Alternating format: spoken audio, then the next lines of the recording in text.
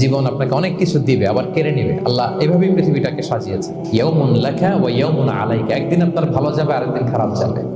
ওয়া তিলকাল আইয়ামু নুদাবিলুহা বাইনান নাস, আল্লাহ বলেন যুগটাকে আমি ঘুরিয়ে ফিরিয়ে মানুষের সামনে এভাবেই আনি। This is the routine work of this দুনিয়া। দুনিয়ার রুটিন ওয়ার্ক এইটা। আজকে ভালো, কালকেও যে ভালো যাবে এমনটা নয়, কালকে খারাপ যাবে। আজকে তার খারাপ যাচ্ছে, পরশুদিন আবার তার ভালো দিন যাবে, ঠিক কিনা বলেন?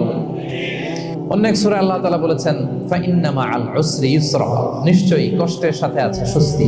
আজীবন মানুষ কষ্টে থাকে না, দুঃখের পরে থাকে সুখ, দুঃখের পরে কি থাকে? সুখ থাকে।